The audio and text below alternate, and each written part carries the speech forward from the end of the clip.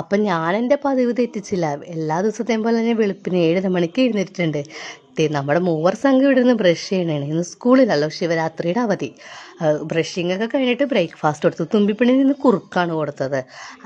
തരിയില്ലാത്ത അരിപ്പൊടിയിൽ പനങ്കൽക്കണ്ടപ്പൊടിയും പിന്നെ തേങ്ങ ചിരകിയതും കൂടി മിക്സ് ചെയ്തിട്ട് കൊടുത്തു.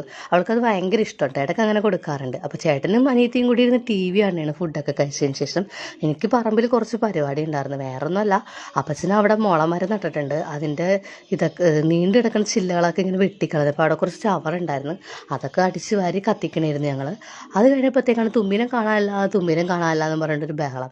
പുറത്തേക്ക് പോകാൻ ചാൻസ് ഇല്ല, ഡോർ രണ്ടും ക്ലോസ് ചെയ്തിട്ടേക്കണായിരുന്നു. അപ്പോൾ അതേ ബെഡ്റൂമിൽ നമ്മുടെ ഡ്രസ്സൊക്കെ വിരിക്കണം സ്റ്റാൻഡിൻ്റെ ഇടയിൽ കയറി ഒളിച്ചിരിക്കുന്ന ആൾ കുറേ നേരം കിടന്ന് വിളിച്ചു, തുമ്പി തുമ്പി തുമ്പി എന്നും പറഞ്ഞിട്ടേ. എവിടെയാണെന്ന് ഒരു പിടുത്തവും കിട്ടില്ല. എന്നാൽ വിളി കേൾക്കട്ടെ. അവിടെ ഇരുന്ന് ഇങ്ങനെ പങ്ങി നിൽക്കണേ.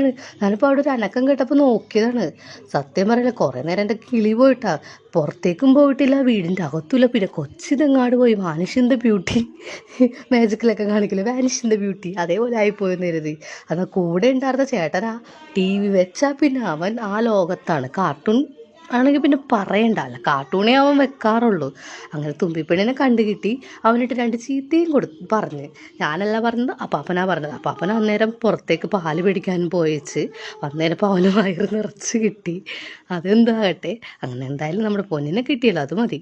പിന്നെ വൈകുന്നേരം ഇപ്പം മമ്മി പറഞ്ഞു, അന്ന് നമുക്കിന്ന് ലവ് ലെറ്റർ ഉണ്ടാക്കാം. അപ്പം ഞാൻ കരുതി എന്നിട്ട് ലവ് ലെറ്ററാ മമ്മി ഉണ്ടാക്കാന്നാണോ അല്ലെങ്കിൽ എഴുതാന്നാണോ പറഞ്ഞത്?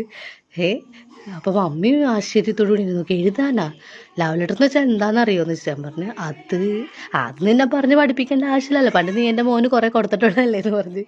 ഇത് കഴിക്കണ ലവ് ലെറ്ററിൻ്റെ കാര്യം പറഞ്ഞത്. അതായത് മൈദ മാവിൽ ശർക്കരയും തേങ്ങാപ്പീരയും കൂടി നമ്മൾ അടയ്ക്കൊക്കെ എടുക്കില്ല, അതേപോലെ മിക്സ് ചെയ്തെടുത്തിട്ട് മൈദമാവ് കുറച്ച് ലൂസായിട്ട് ഇങ്ങനെ ദോശമാവിൻ്റെ പരുവത്തിലെടുക്കും. എന്നിട്ട് അതിൻ്റെ ഉള്ളിലേക്ക് ഇതെല്ലാം കൂടി മിക്സ് ചെയ്തിട്ട് ഇങ്ങനെ ചുരുട്ടിയെടുക്കും. ഇതിനെയാണ് ലവ് ലെറ്റർ എന്ന് പറയണത്. മനസ്സിലായോ?